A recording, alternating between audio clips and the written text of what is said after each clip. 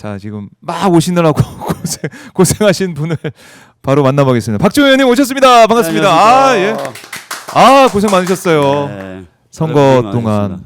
아니, 이게 박주민 의원님 그 유튜브 보면은 항상 어디 막 다니더라고요. 골목에서 다니고. 제 역할이 그거니까. 어디서 막 네. 험지 대구 막 부산 이런 데서 계속 하시고. 네. 자, 한번 뭐 이제 복귀 겸 아니면은 소감? 선거가 마무리됐습니다. 어떻게 좀 말씀하시겠어요? 일단 뭐 예. 국민분들께서 네. 이 모든 과정을 만들어 주셨기 때문에 진심으로 감사드리고 또 결과도 또 너무 결과가... 좋아서 좋았고. 네. 만약에 아쉬운 점을 얘기한다면 아, 예.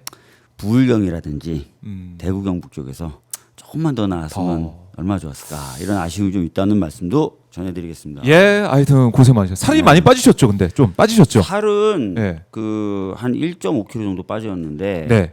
많이 타서 그런가? 살이 많이 빠져 보인다고 그렇게 얘기하시는 거예요. 네. 턱선이 살아났어. 턱선이 더 이렇게. 제가 원래 체중이 많이 나간 스타일이 아니어서 그러니까요. 빠져도 뭐 많이 빠지진 않는데 네. 한 1.5kg면 꽤 많이 빠진 편이죠.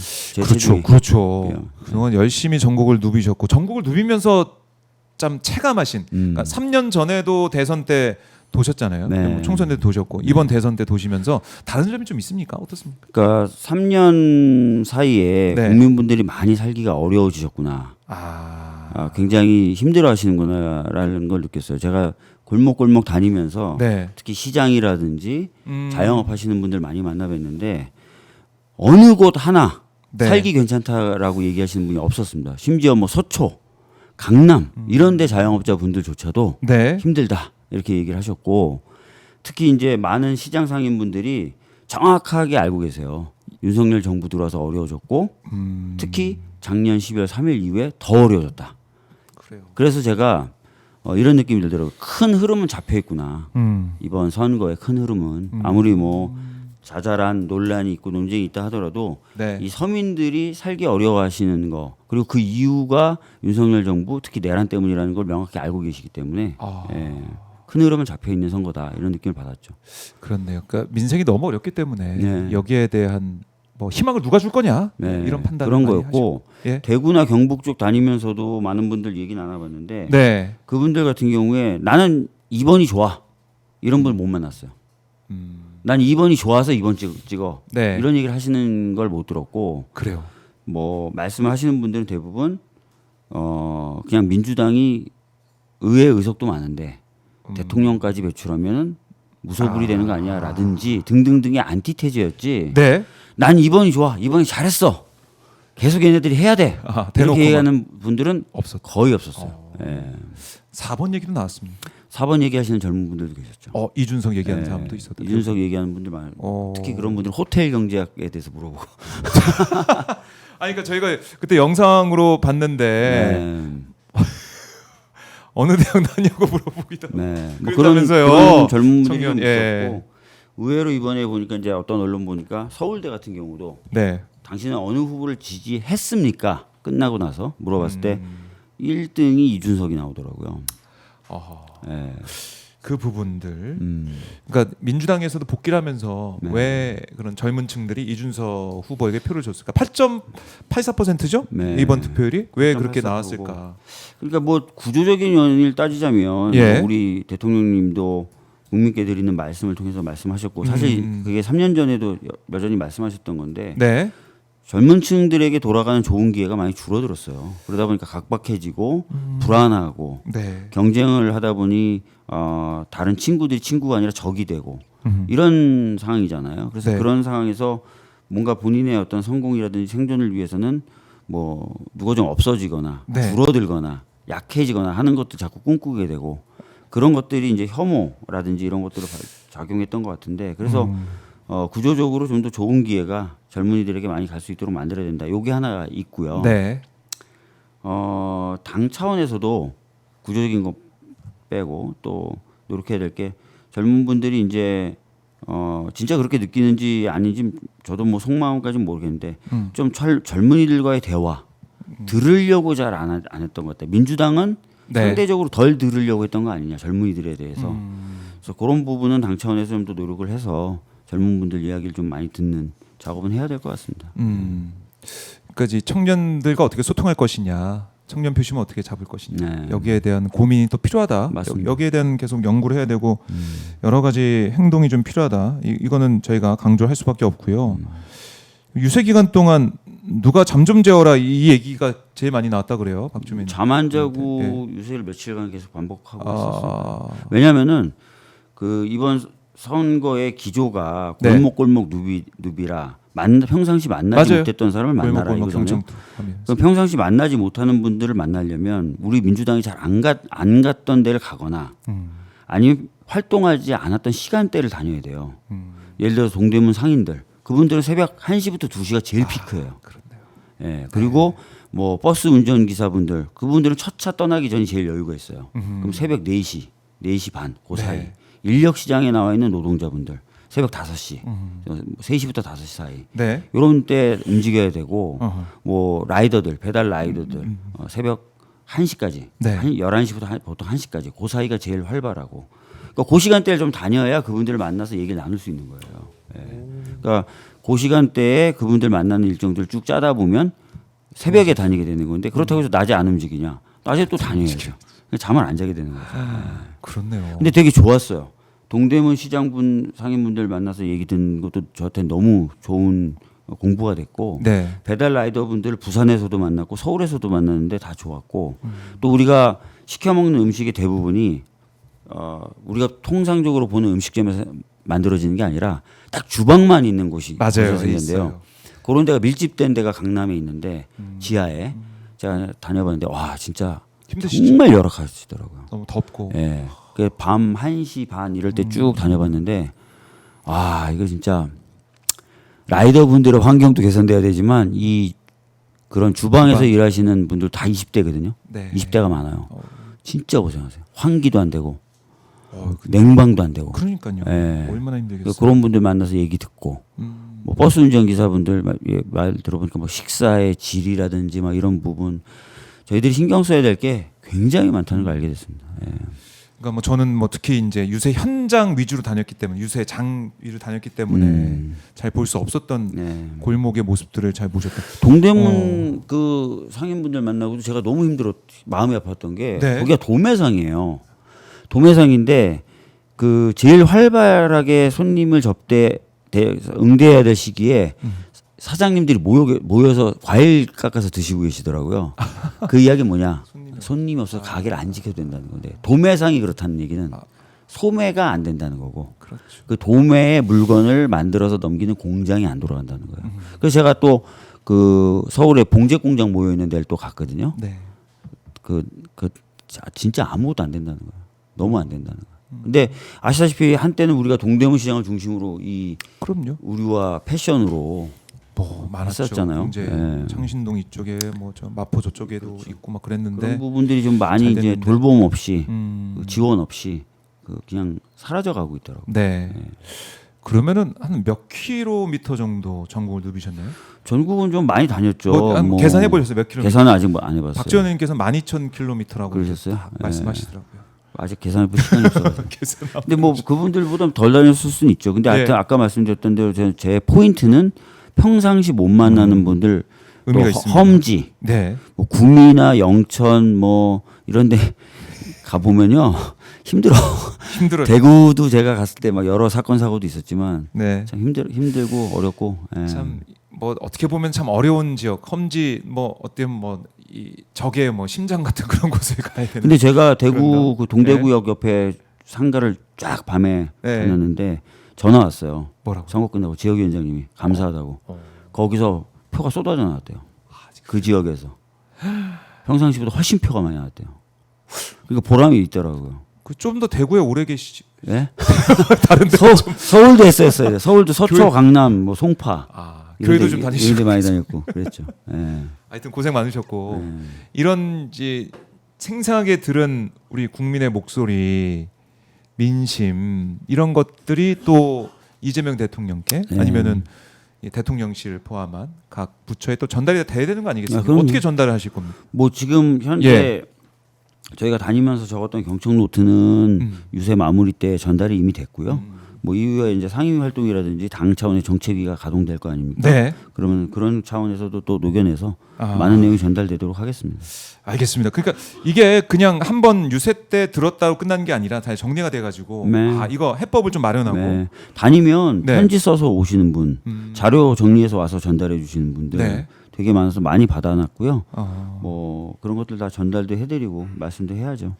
알겠습니다. 그것도 끝까지 책임져 주시고 저희가 네. 또 확인하겠습니다. 네, 어떻게 네. 됐는지 확인하도록 하고 그리고 이제 주말에도 보니까 감사 투어를 돌고 오셨다고. 사실은 제가 대구를 네. 이번에 좀 공을 들였었고 예. 부산도 부산. 좀 공을 들였어서 네.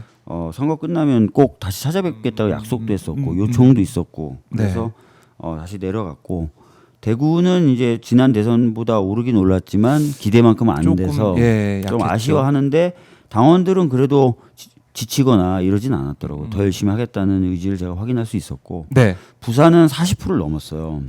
그러니까 자신감 뿜뿜이더라고요. 그래서 희망이 보이는 거죠. 다음 지방선거 때 확실하게 뭐 좀 네. 해보야 되겠다 이런 의지가 있었고 근데 공이 다 어떻게 보면 우리 당의 전략 지역이다 보니까 요청하는 사항들이 있던데 뭐 전에부터 저희가 말은 했지만 진행되지 않았던 지구당 그다음에 좀 경쟁력 있고 좋은 사람을 공천해달라. 이거는 뭐 지금 있는 네. 인재들 키워도 되고 아. 뭐 전략적으로 배치해도 되고 예. 그다음에 그 과정 사이에 시간이 좀 있으니까 중앙당 차원에서의 직접적인 관심과 지원 이런 것들 요구하시더라고요. 예. 그래요. 하필이면 지금 박주민 의원 사인 예전에 제가 사인했던 걸 또 오. 갖고 오셔서 또 사인을 해달라고 하시는 거예요. 또 만나는 또 우리 시민분도 네, 계시고 예. 그리고 이 광안리에서 어제 저녁에 했던 버스킹 네. 뭐 김용민 의원과 함께 가서 버스킹하는 모습도 화제던데 요즘에 김상우 의원과 함께 많이 다니신 것 같아요. 브로맨스. 많이 제가 다니기도 다니고요. 또 예. 방송에서는 부를 때 꼭 둘을 같이 부르더라고요. 아. 예. 저희도 두 분 함께 모시면 좋을 것 같은데 네. 뭐 시간 맞춰서 한번 시간 맞추면 네. 되는 거죠, 뭐. 예. 한번 두 분이 같이 또 어제 분위기는 어땠습니까? 어제 모습이죠, 광안리? 어제 모습인데요. 예? 지금 저희를 비추고 있는데 네. 이 주변을 보시면 굉장히 많이 오셨어요. 굉장히 많이 오셔가지고 둘러싸고 예, 계시군요. 저는 한 200분쯤 온 거 같다라고 했더니 저희 보좌진들이 훨씬 더 많이 왔다. 뒤쪽에 지금 안 보이는데 서 계신 분들 포함해서 또 저희 뒤에도 서 계시거든요. 네. 조금 지나면 저 뒤도 다 맞거든요. 아. 그래서 굉장히 많이 오셨고 예. 그 여러 가지 어떤 대화를 나누면서 즐거운 시간 보냈습니다. 네. 또 마이콜로 변신을 또 하시고 여기서 저걸 또 약속을 해가지고 이기면 마이콜 노래 부른다. 네. 남현송 부른다 이거 네. 이거 이것도 얼마나 또 즐거우십니까 우리 그러니까 시민분들께서. 부산 분들은 네. 그러니까 강서구가 부산 강서 같은 경우는 앞섰거든요. 근데 다른 구 같은 경우 앞서지 못했지만 그래도 40%를 넘게 찍으면서 앞으로는 민주당을 지지한다라든지 우리는 민주당 사람이다라는 걸 자신 있게 얘기할 수 있겠다. 예. 이런 분위기여서 거의 축제 분위기 속에서 축제 분위기가 그러네. 예. 축제 현장. 감사 인사를 드렸습니다. 예, 예. 노래도 하시고 약속을 지키셨고 네. 파마를 일부러 마이콜 때문에 일부러 하신 거예요? 아니면 그건 아니고요. 파마한 다음에 마이콜이 되신 거예요? 자, 어떻게 된 거냐면 예. 그 뒷머리를 앞으로 옮겨 심었잖아요, 제가. 그러니까 그러셨어요? 얘네들이 저 몰랐어. 앞머리로서의 정체성을 획득해야 되는데 여전히 뒷머리로서의 정체성을 갖고 있어서 이상한 거예요, 약간. 그래서 파마를 했어요. 아 예. 파마를 하고 그 왁스를 바르라고 조언을 주시길래 왁스를 바른 상태에서 예. 영등포 지하상가를 방문하는 타이밍이었는데 아. 그날 비가 왔어요. 아. 그러니까 비를 맞은 거예요. 비를 맞아서. 왁스를 발랐는데 비를 맞았고 예. 이 머리들은 각각의 자기의 정체성을 네. 주장하고 이런 대혼란의 상태에서 안경점을 지하상가에 있는 안경점을 방문했는데 갔는데. 저 안경 써보라고 보좌진이 건네준 거예요. 그래서 저는 영문도 모르고 썼는데 갑자기 마이콜이라는 별명이 생겨버린 거예요. 네. HK님이 어제 저기 있었어요라고 또 뭐 네. 인증하시는 분도 어제 계시고 오신 분들이 많으니까. 아 그렇군요. 그래서 마이콜도 마이콜이지만은 옆에 또치다 뭐 이런 얘기도 하더라고요. 상욱이 별명 또치다. 또 치고 예. 용민이를 도우너로 부르기도 하고요. 예. 네. 근데 뭐 재밌게 부르시더라고요. 또치까지. 아 괜찮네요. 이게 나중에 전국 유세로 전국 이제 콘서트처럼 해가지고 딱 아예 딱 차려 입고 마이콜, 또치, 도너. 그건 모르겠는데 네.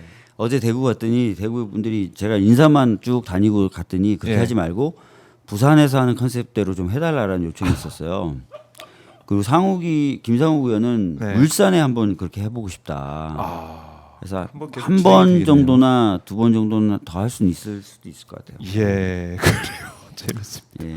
재밌고 아니 뭐 이 제 또 에피소드 말씀드리지만은 이 투표 날 이제 개표 진행되는 와중에 제가 국회의사당 앞에 봤어요 영상은 못 영상 봤고 보셨어요? 그 사진을 올려놨더라고. 네, 네. 거기 무대가 많은 데서 나중에 네. 이재명 대통령도 오시고 하셨잖아요. 근데 거기에 마이콜 인형을 가지고 있는 분이 우리 있더라고요. 의원실 식구들이 그날 봤더니 대치들 해가지고 춤추고 난리였던데. 그때 의원님께서는 다른 방송 개표 방송 때문에 네. 가셨는데 의원은 밤에 새벽까지 방송 뛰라고 방송 뛰고 보내놓고 하고. 자기네들끼리 술 먹고 축제회장. 근데 또 의원님이 없으니까 아쉬워가지고 마이콜 인형을 가지고 와가지고 네. 같이 등에 짊어지고 해가지고 제가 이거 뭡니까 했더니 알고 보니까 박주민 의원실 사람들 네. 놀랐습니다. 박주민 의원님에 대한 사랑. 아 박주민 의원실 참 대단하다. 박수 제가 한번 보여드리고 네. 아 멋졌습니다. 깜짝 놀랐던 취재하다가 마이콜 인형을 만나게 될지 몰랐습니다. 네 그런 일이 있었고. 자, 하여튼 너무 재밌는 이 현장이라서 계속 웃게 되는데, 근데 사실은 뭐 부산에서는 아까 제가 언급했던 승수효과 뭐라고 막 물어보는 승수효과 이 호텔 경제랑 관련해서 물어보는 남성이 있었고, 대구 유세 때는 벤츠 차량이 네. 연사 현장을 위협하면서 선거운동을 밀치는 현장도 있었고 참 너무 어려웠던 대구는 너무 위험했고요. 위험했죠 그거는. 대구는 진짜 나쁜 사람이고요. 네. 그러니까 그 사람은 뭐 사람이 앞을 가로막아서 빵빵거렸다 그거 아니고요. 그 유세를 방해하기 위해서 계속 돌면서 빵빵거렸고 네. 마지막 세 번째는 아예 유세차 옆에 차를 붙여놓고 계속 빵빵거리길래 예. 저희 운동원들이 가서 그러면 안 된다. 가라라고 했는데 안 가길래 창문을 내려라 그리고 네. 내리시든지 그냥 얼굴 사진이라도 찍겠다 자꾸 이렇게 현행범이잖아요. 그럼요. 그러니까 방해하면 안 돼. 그러니까 근데 그냥 엑셀 밟아버린 거고 네. 이건 사람이 죽거나 다치더라도 상관없다는 고의가 명백했던 사건이고 실제로 5명이 병원에 갔고요. 네. 이거 제대로 수사 안 하면 진짜 경찰은 그렇네요. 진짜 직무유기하는 거예요. 이 상황이에요. 네. 쇼츠로 좀 올라와 있는데 빨간색 벤츠 차량입니다. 근데 어제도 대구 갔더니 빨간색 벤츠 차량이 다가오는 거예요. 그래서 깜짝 놀랐는데 창문을 내더니 박주민 화이팅! 이러고 가더라고요. 이거 빨간 차. 빨간색 벤츠 차량인데 컴포터블 차는 아닌데 네. 뭐지 막 겁냈는데 그러고. 근데 실제로 저 승수효과 부산에서 호텔 경제가 묻고 나서 몇 명이 저를 계속 쫓아다니더라고요. 서울에서도 호텔 경제학 물어보고 승수효과 설명해달라 그러고 막 좀 그러지 마 좀 니들. 노렸나 이런 생각도 드는데 그래요. 이 수사 상황도 어떻게 진행되는지 저희가 지켜보도록 하겠습니다.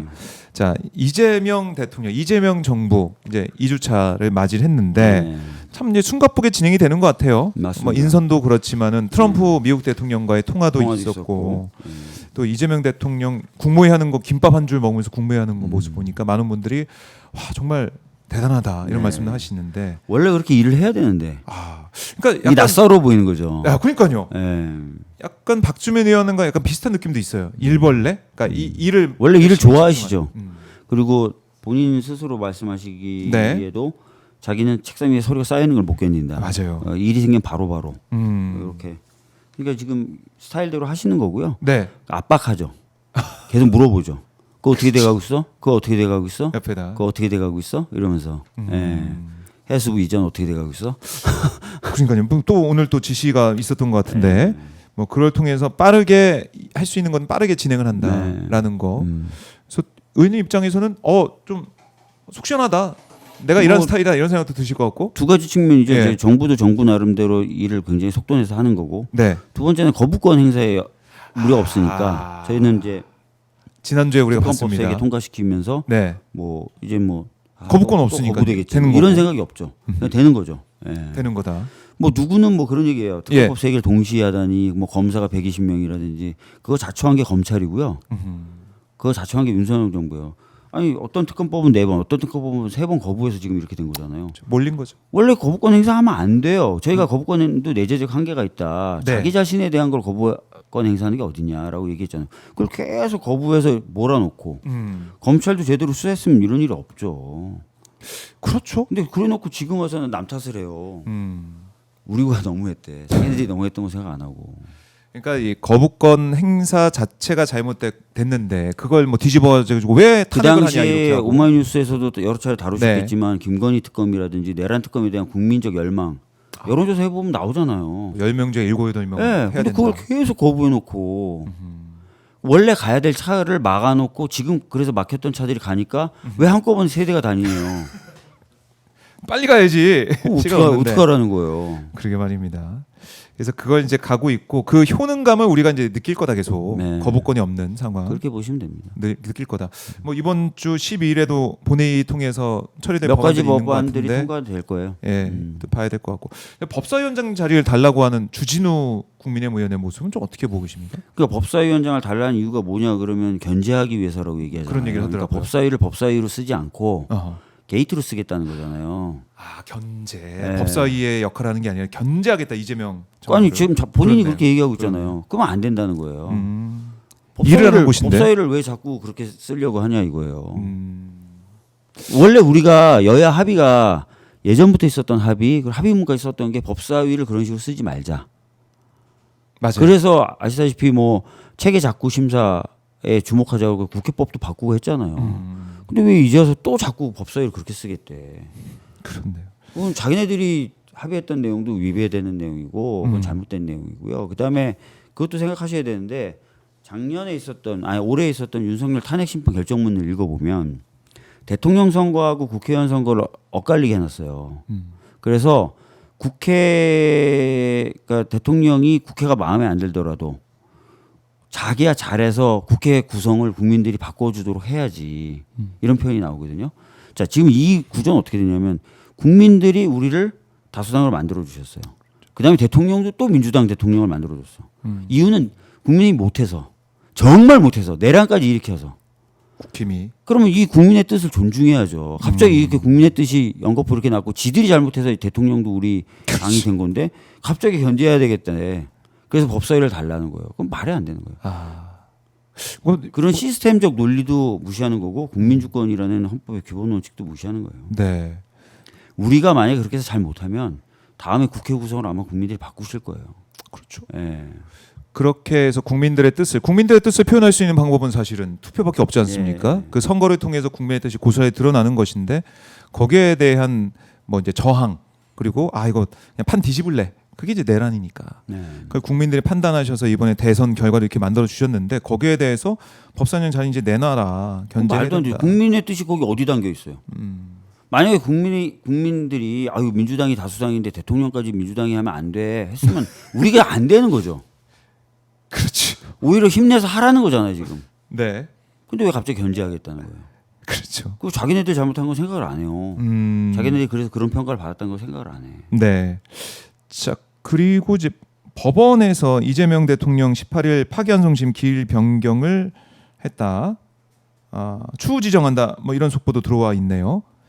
파기환송심 선거법 파기환송심 기일 변경을 했다. 추후 지정한다.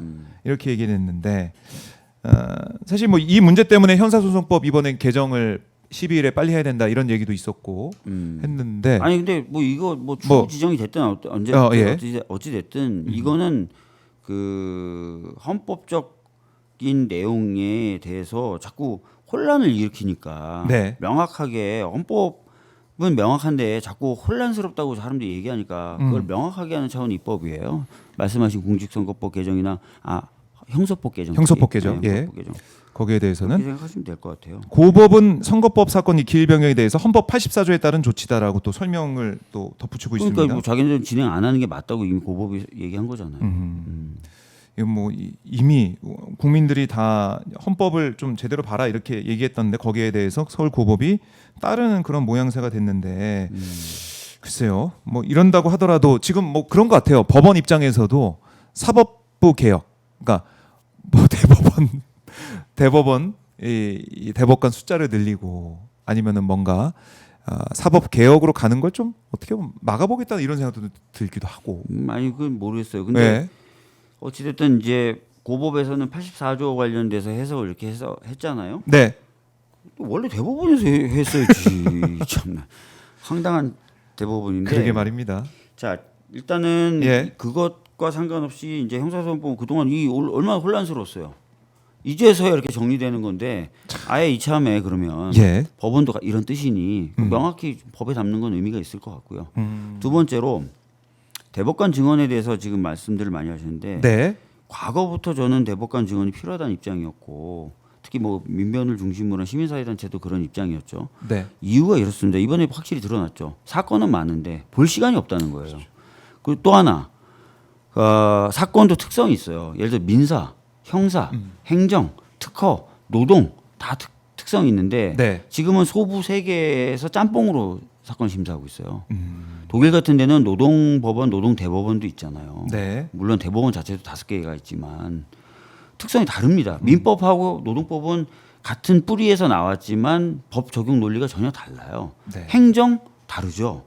특허는 있잖아요. 특허법원이 따로 있을 정도 특성이 있어요. 그럼 각 특성에 맞게 부정도 하나 정도는 소부 정도 하나 정도는 만들 수 있을 정도의 대법관이 있어야 되는 거 아니에요? 그런데. 그러면 민사 2개, 형사 2개 하고 노동 특허, 행정 이렇게만 해도 소부가 저는 7개는 있어야 될 것 같고 그러면은 4명씩 하면 28명. 그다음에 재판 관여 안 하는 대법원장이나 뭐 법원행정처장, 그다음에 선관위원장 빼면 네. 그 정도 숫자는 돼야 되는 거 아닌가 싶은 생각은 있는 거예요. 다만 이게 지금 충분히 지금 국민들께 전달이 안 된 것 같아요. 왜 이게 필요한지. 근데 네. 본인 사건이 한번 대법원에 올라가 봤던 경험 있는 분들은 찬성할걸요. 이렇게 해서 좀 전문적이고 대법관들이 좀 더 꼼꼼히 사건을 들여다볼 수 있는 환경을 조성한다는 거에 대해서. 네. 그렇네요. 네. 듣고 보니까 사실은 계속해서 너무 사건이 많고 힘들다는 얘기를 대법원에서 계속 계속 해왔잖아요. 했잖아요. 그래서 예, 사실은. 상고법원을 하겠다고 차라리 상고법원을 만들어 달라. 네. 대법관 증언 안 하고. 근데 상고법원을 만들면은 법원 내에 마치 사심제가 만들어지는 것 같잖아요. 그렇게 하는 거는 안 맞고. 네. 그래서 이제 대법관 숫자를 늘리는 걸 1차적으로 하자라고 얘기해서 최근에 대법원도 입장을 바꿔서 대법관을 적정 숫자로 늘려달라는 얘기를 했었죠. 그래요. 그걸 지금 이제 소위에서는 보고 있고 전체회의가 어떻게 할지 법사위 좀 봐야 될 것 같은데 그 법안이 일단은 연기가 됐습니다. 이재명 대통령 이 공직선거법 위반 사건 이거는 추후 기일 지정한다라고 했는데 좀 보도록 하고 자 그리고 지금 보니까 이재명 대통령 이제 비상경제점검 TF 2차 회의를 주재를 했는데 물가 문제 국민의 너무 큰 고통이다. 라면 한 개에 2,000원도 한다는데 진짜냐? 물가 대책 챙겨달라. 우리 1시간은 5,200만 시간 가치가 있다. 책임감 가져달라. 네. 이렇게 물가 대책 여기에 대해서 강조를 했습니다.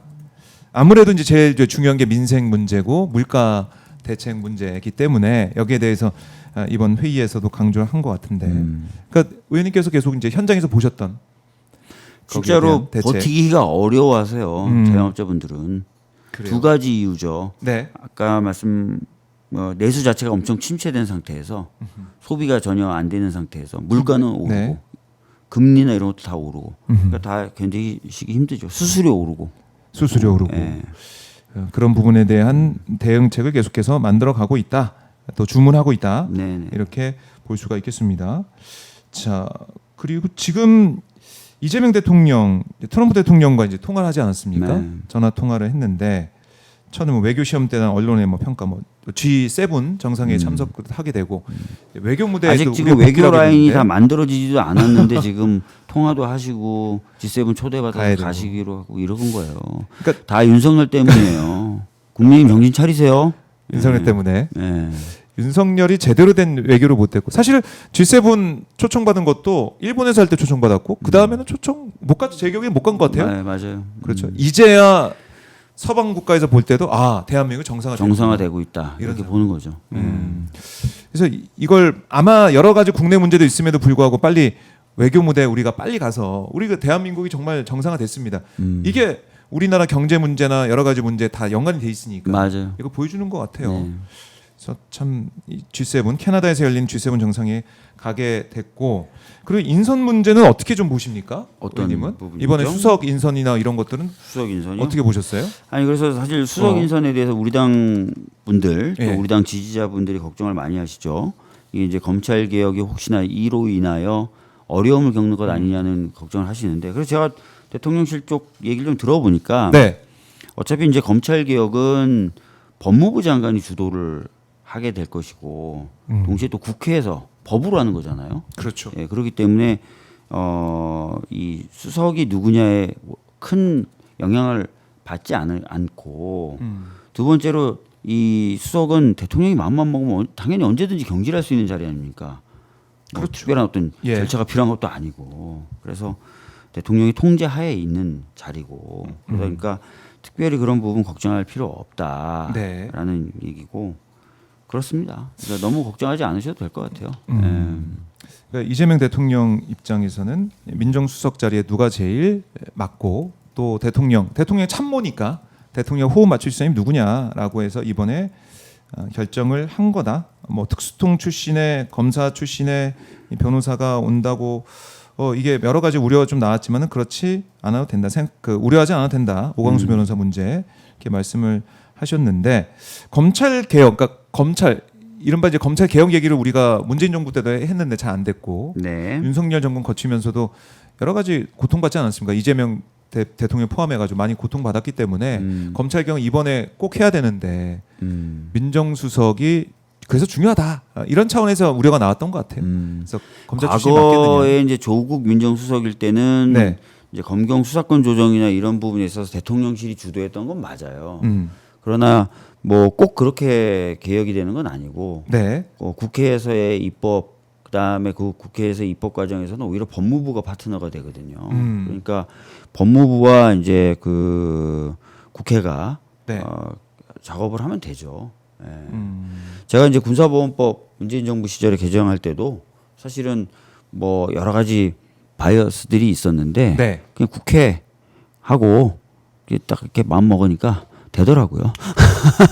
알겠습니다. 예. 믿어달라 예. 하는 거고 우상호 정무수석에 대한 얘기도 좀 뭐 당 안팎에서 나오는 것 같아요. 우상호 정무수석에 대해서 뭐 부분이요? 잘 됐다, 뭐 아니면 좀 아니다. 염려된다, 뭐 이런 얘기도 염려된다. 있는 것 같기도 하고 어떻습니까? 어떻게 보세요? 정무수석이라는 역할은 막 능동적으로 막 움직이는 스타일이 아니잖아요. 능동적인 대통령이 역할을 이제 하는 게 아니잖아요. 가봐라 하면은 또 그러니까 가서 그렇죠. 뭔가 음. 쭉 갈 때 이제 뭔가 얘기가 나오고 그러면 그걸 사후적으로 좀 보통 네. 케어하거나 하는 역할들이라서 아하. 뭐 어떤 우려점을 갖고 계신지는 저도 미루어 짐작은 되는데 네. 너무 크게 걱정하지 않으셔도 될 것 같습니다. 그래요. 반제님이 이런 댓글 주셨네요. 이재미 다 알아서 임명한 것이라 믿고 좀 지켜보자고요 하셨는데 사실 이 대통령 입장에서는 참모들 수석들은 자기가 함께 가는 참모기 때문에 맞아요. 마음 편한 사람, 일 잘할 사람 그럼 대통령 뜻을 거스르면서 할 수 있는 수석은 없어요. 그렇겠죠. 그래서 이 부분 좀 믿어달라 이렇게 말씀을 하시는 것 같고요. 그리고 개수영장 얘기는 좀 어떻게 보셨습니까? 그래서 뭐 그 개수영장 의혹이라고 할까요? 의혹이라고 해야 되겠죠. 뭐 개수영장인지 아닌지 모르겠지만 물이 이렇게 많이 필요한 물을 이렇게 필요할 일이 있을까? 그러니까 여러 가지 상상력에 대한 추측도 나오더라고요. 뭐 이게 맞아요. 개수영장 말고 다른 것일 수도 있다. 이런 얘기도 있는데 뭐 확인을 해봐야 될 것 같고. 그러니까 뭐 저 사람이 수영하기엔 좀 얕고 그렇죠. 그렇죠. 예. 예, 좁고 5m, 6m 길이고 예, 수심이 얼마 안 돼요. 뭔지 모르겠네요. 뭔지 모르겠다. 근데 그렇다 하더라도 이것도 조사를 좀 해봐야 되는 거 아니에요? 혈세가 들어갔는지 안 들어갔는지 그렇죠. 어떤 의미인지. 저게 어떤 의미인지 어떻게 예. 쓰였는지 예를 들어서 근데 개수영장이다라고 한다면 참 이게 일반 서민들은 그렇게 힘들게 사는데 개를 위해서 저렇게 수돗물을 많이 쓰고 시설을 갖추고 네. 물론 강아지를 좀 아끼는 분들 입장에서는 뭐 뭐. 그럴 수도 있다 이해는 하겠지만 공직자니까 네. 다 아끼고 좀 절약하고 하는 모습을 또 보여줘야 되지 않습니까? 그럼요. 그런 측면에서 봤을 때 좀 일반 국민들이 어떻게 생각하실지 모르겠어요. 야, 이걸 글쎄요. 국민들 입장에서는 정말 그야말로 열불 나죠. 열불 나는 그 일인데 과연 여기에 어떤 돈이 들어갔고 무슨 용도냐 이거는 밝혀야 됩니다. 이거는 밝혀야 되고 밝힐 수 있는 거 아닙니까? 아 그럼요. 이거는 그 말씀하신 대로 이제 제대로 돈이 쓰였는지라든지 이런 부분 점검돼야죠. 점검을 해야 된다.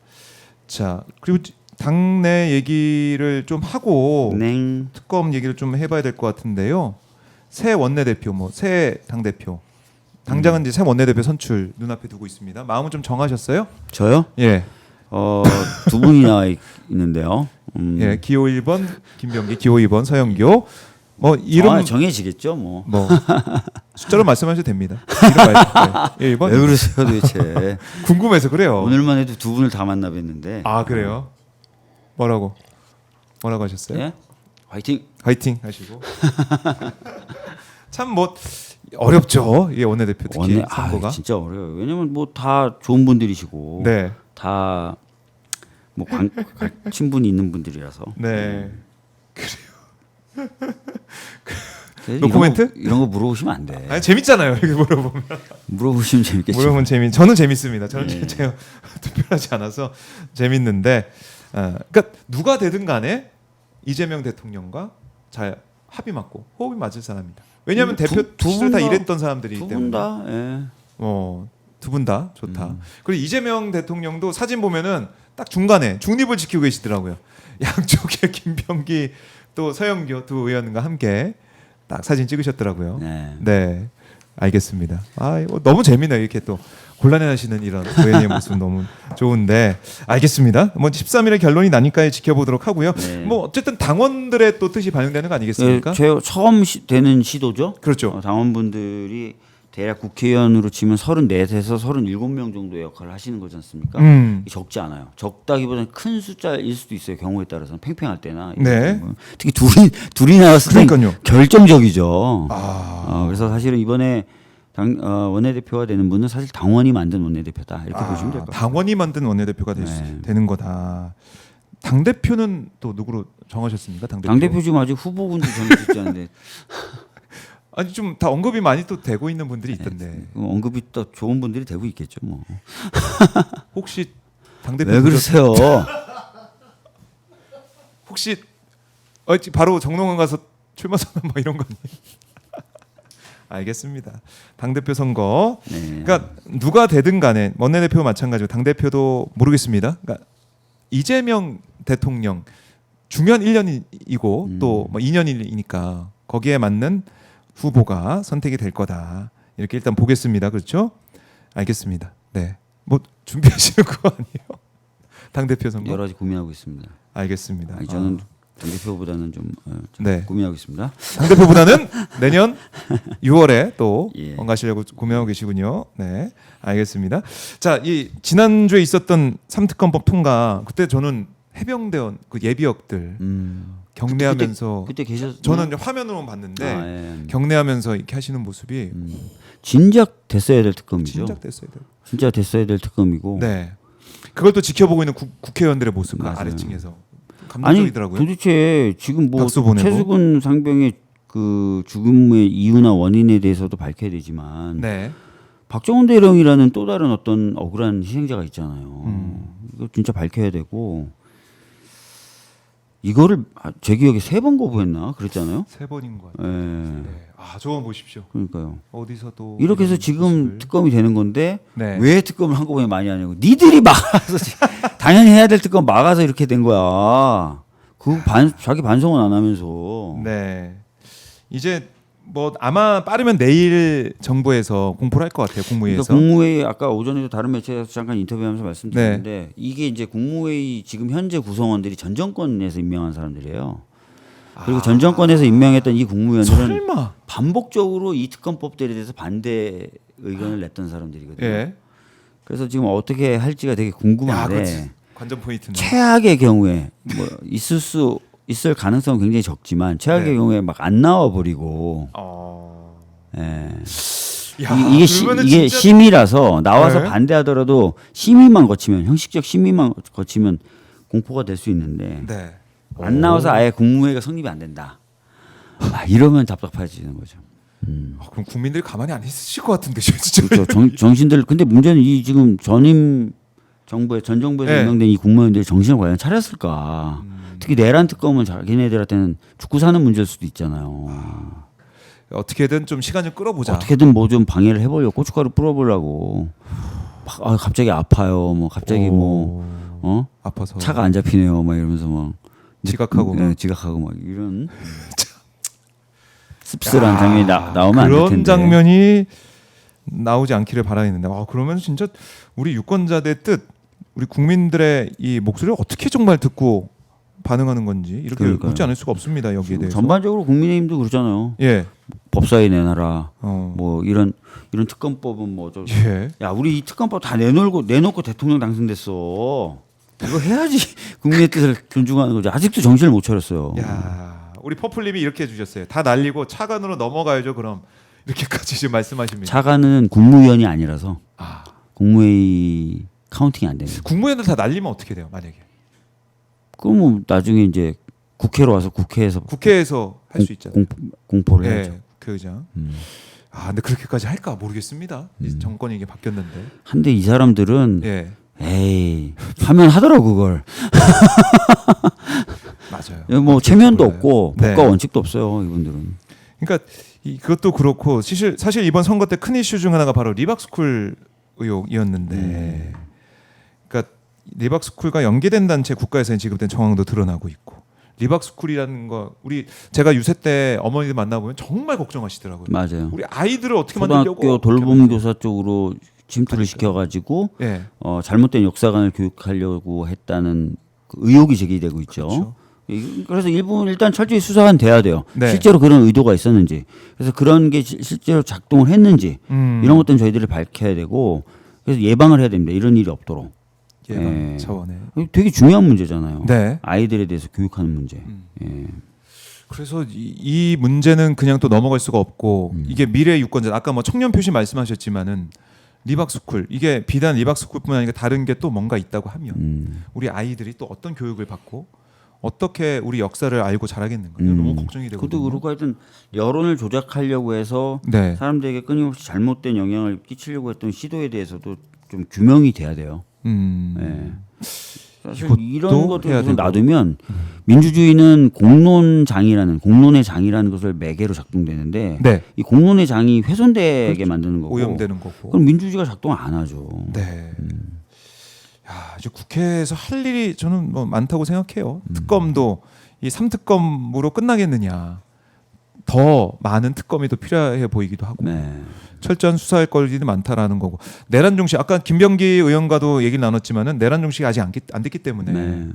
올해 안에 내란 종식 하기 위해서 뭐 상임위 별로 또 아니면은 이 특위를 만들어서까지 종식시키는 데 가겠다, 이렇게 또 공약처럼 또 말씀하시더라고요. 신속하게 해야 되고요. 신속하게. 해야 되고, 그 다음에 그 빠른 시기에 종식시킨 뒤에는 민생이라든지 경제, 여기에 모든 에너지를 또 부어야죠. 물론 네. 이제 내란 종식하면서도 해야 될 건 해야 것들은 되고. 하고, 민생이나 예. 것들은 당연히 해야 되는 거고요. 하여튼 시간을 많이 끌 문제는 아닌 것 같습니다. 그래요. 그리고 지금 김용현 뭐 등등해서 풀려날 수 있다, 그 걱정된다, 이렇게 하시는 분들이 아까 구속 기간 때문에 그런 예, 그 말씀하시더라고요. 지기현 판단은 이해가 안 가요. 내란 우두머리는 네. 불구속이고, 내란 주요 종사자라든지 그 밑에 부하들은 구속해 놓고 이게 안 맞잖아요. 누가 봐도. 안 맞잖아요. 그러니까 이제 전반적으로 지금 밑에 구속돼 있는 친구들도 다 풀려날 거 아니냐, 이런 얘기가 나오는 건데, 참 대단한 판사예요. 네. 뭐 어떻게 하겠다는 건지. 이게 한없이 또 재판이 늘어지다 보니까 윤석열이 뭐 언제까지 이렇게 풀려나서 돌아다닐 건지, 이것도 참 국민들이 분노하고 계시고, 그러니까요. 선거 투표까지 하러 나오고. 그러니까요. 윤석열이 이런 거 보면서 그러니까 이번에 대선 때 예. 결국 국민들이 역대 최다 득표로 이재명 후보를 대통령으로 만들었다는 거는 역사적인 판단이나 국민적 판단은 끝났다고 봐야 되는 거 아닙니까? 그러면 참 이 상황을 어떻게든 빨리 좀 정리가 돼야 될 것 같습니다. 예. 네. 주기현 판사 다시 한번 다시 또 구속도 언급하게 되네요. 가능한데, 지금 경찰도 그렇고 검찰도 그렇고 좀 다른 사건의 수사 속도도 나고 있는 거고, 네. 또 분명히 지기현 판사가 구속 취소하면서도 구속 사유의 존재 또는 그 존재의 지속, 이런 부분에 대한 판단 안 한 거거든요. 날로 계산하냐 시간으로 계산하냐만 가지고 푸른 거거든요. 그럼 재구속도 가능한데, 직권으로. 그렇죠. 이 사안을 봤을 때는 가능하고, 경찰 수사되는 이런 모습을 보더라도 뭐 이제 비아폰으로 통화한 의혹들, 뭐 지시한 의혹들, 이런 것들이 불거져 있는데, 이걸 그냥 또 그대로 넘어갈 것이냐라는 국민들의 분노는 커져가고 있습니다. 여기에 대해서 판단을 제대로 해야 돼. 지기현 판사기 때문에 이것도 안 되고. 저희 댓글로도 직위원 판사기 때문에 아직 내란 종식이 안 되고 있어요. 안 되는 것 같아요. 이렇게도 댓글을 주고 계세요. 그만큼 직위원이라는 말, 그 사람의 이름은 잊어서는 안 되고 잊히지도 않을 것 같다. 지금 이런 이 생각이 상황이 듭니다. 되게 애매하고 이상하게 돌아가는 큰 네. 역할을 했고요. 네, 좀 황당하죠. 내란의 종사자들은 다 구속돼 있는데 수계는 개하고 산책하고 다니고 황당한 거죠. 그러게 말입니다. 누가 여기 봐도 이상하지 않아요? 누가 봐도 이상하고 네. 그리고 이 판단은 어떻게 해요? 대통령실에서 질문하는 대통령실 기자를 이제 카메라로 생중계로 비춘다라는 거, 국민 알 권리와 브리핑 투명성을 높이자 이런 차원에서 이런 결정을 내리고 있다고 하는데 좀 어떻게 보셨습니까? 뭐 과거에도 보면 기자들 얼굴도 비춰줘. 뭐 그런 적 있어요. 예. 그게 뭐 꼭 안 된다는 것도 아니고 그렇게 안 했던 것도 아니고 이왕이면 생동감 있게 뭐 하면 더 좋겠죠. 네. 그러니까 미국 백악관도 사실은 진짜 쌍방향 그리고- 소통을 하면서 기자들 얼굴도 비추면서 예. 계속 하고 다 보여지는데 우리는 거기에 대해서 약간 좀 비켜나 있었다. 근데 우리나라도 네. 그렇게 한 적도 있는데. 뭐 대통령과 기자들과 이제 문답할 때는 하기도 다 했었는데 하고 하잖아요. 브리핑할 때 뭐 대변인이 브리핑할 때 이럴 때는 기자들 얼굴은 안 보이거든요. 사실은. 그래서 대변인 답변만 나와요. 나중에 뭐 어떤 질문 했다라고 이제 활자로나 아니면은 멘트로만 나오는데 그게 아니라 어떤 질문이 나왔는지 실시간으로 볼 수 있게 한다. 이것도 뭐 저는 좋은 것 같습니다. 그럼요. 예? 뭐 기자분들이 뭐 얼굴 나는 꼭 얼굴 가리고 질문할래. 이럴 그렇진 필요는 않죠. 없잖아요. 그러니까 기자들 질문할 수 있는 그런 자리에 가 있는 게 바로 국민을 대신해서 가 있는 거예요. 저도 지금 의원님과 인터뷰를 하고 있지만은 국민을 대신해서 여쭤보고 있는 겁니다. 네. 제 뒤에는 또 이 국민들이 있다는 거. 네. 예, 많이 네, 여기 계신데? 계시죠. 함께 하고 제 어깨가 무겁습니다. 그래서 네. 함께 하고 있는데 이런 차원, 그러니까 투명성을 계속해서 보여준다는 거, 투명하게 질응답을 한다는 거, 이거는 평가할 만한 것 같습니다. 그렇습니다. 예, 알겠습니다. 의원님은 쉽게 보시는 거니까 가셔야 될 것 같은데 네, 뭐 저희가 네. 허락된 시간 원래 50분까지였죠? 모르겠어요. 저는 1시간이라고 생각하고 있어요. 그랬어요? 네, 50분이라고 하네요. 네. 네. 알겠습니다. 보내드려. 근데 예, 빨리 좀 피로를 저요? 푸셔야 될 것 같아요. 피로 풀어야겠죠. 그리고 저도 살 네. 빠졌지만 우리 기자님이 살이 더 빠지신 것 같아. 저 살이 많이 빠졌어요. 그죠? 살도 빠지고 타고 힘들었습니다. 네, 힘들었고. 조금 회복을 좀 하시면서. 네, 이게 저희도 생각해주는 의원님은 또 박주면 의원님. 아니 근데 다른 기자분들 보다가 네. 우리 박 기자님 뵈니까 너무 피곤해 보이네요. 알겠습니다. 네. 그래도 또 새로운 정부가 또 시작했기 때문에 네. 제가 쉴 수가 없습니다. 쉴 수가 없어요? 예, 함께 언제 쉬냐? 하기 바랍니다. 언젠가 좀 쉬는 시간을 또 가져보도록 하고 하겠습니다. 자, 우리 다음에는 마이콜과 또치. 네. 뭐 도노까지는 안 된다고 하더라도 저희 뭐 이게 마이콜과 또치 이렇게 함께 또 훈훈한 또 신명 넘치는 그런 자리를 또 계획을 해볼 테니까요. 시간 맞춰서 한번 오세요. 두 분 김상욱 의원과 박주민 의원 모시는 것도 좀 의미가 있을 것 같아요. 네. 네. 한번 뭐 불러주시죠. 라면송도 부르실 거예요? 배가 고파서 라면을 먹으러 가고 시간은 별로 없으니 알겠습니다. 아유, 네. 오늘 긴 시간 너무나 감사드리고요. 가시기 전에 시청자분들께 못다한 말씀 있으면 듣고 마무리하겠습니다. 아까도 말씀드렸는데요. 네. 하여튼 그 좋은 결과를 낳을 수 있도록 계속해서 애써 주셔서 너무나 감사하다는 말씀드리겠고요. 좋은 성과들과 이런 것들로 반드시 보답해드리겠고 네. 좋은 정부가 탄생됐다는 것도 체감할 수 있도록 해드리겠습니다. 열심히 하겠습니다. 고맙습니다. 네. 다음 뵐 때는 좀 살도 좀 찌시고 회복하셔서 또 뵀으면 좋겠습니다. 걱정해주는 서로를 방송. 걱정해주는 방송. 훈훈하네요. 서로만 걱정해주는 거 아니죠? 시청자분 다 걱정해주고 계십니다. 아, 지금. 예. 고맙습니다, 의원님. 감사합니다. 네, 감사합니다. 네. 박주민 민주당 의원 만나봤습니다. 이제 생생하네요. 잠도 못 자면서 구석구석 밤에만 만날 수 있는 우리 시민분들 만나고 그 목소리를 경청해서 경청 노트에 다 적어서 또 전달했다라는 거. 그런 뜻들이 또 어떻게 반영돼서 정책으로 발현이 될지 저희가 또 지켜보도록 하겠습니다. 네, 우리 해블리 TV님, 비청님, 호돌이님, 땅콩이맘님, 나도한다님, 행복커칸님, 이윤희님 고맙습니다. 화이팅 외쳐주고 계시고요. 위즈위즈님도 화이팅 이렇게 말씀하고 계시고 그러게 말입니다. 코스모스님은 대구 벤츠 그분들 꼭 법적 처벌 받게 해주세요 라고도 말씀하고 계시고, 지저스님도 의원님 좀 쉬세요, 쓰러질 것 같아요 라고 하시면서 건강 또 챙기라고 말씀도 해주셨네요. 이렇게 서로 응원하고 또 챙겨주고 연대하는 방송이 바로 오마이 TV 박종희 핫스팟입니다. 여러분들 오늘 하루 또 힘내시고요. 오늘 정말 덥다고 해요. 더운데 건강 관리 잘 하시고요. 저는 또 다음 방송에서 여러분과 함께 하도록 하겠습니다. 박종희 핫스팟 매일 아침 9시에 여러분과 함께 하고 있으니까요. 여러분들 어디 가시지 말고 아침 9시 되면 오마이 TV에 오셔서 박종희 기자 함께 해주시면 고맙겠습니다. 여러분 오늘도 화이팅입니다. 내일 뵙겠습니다. 고맙습니다.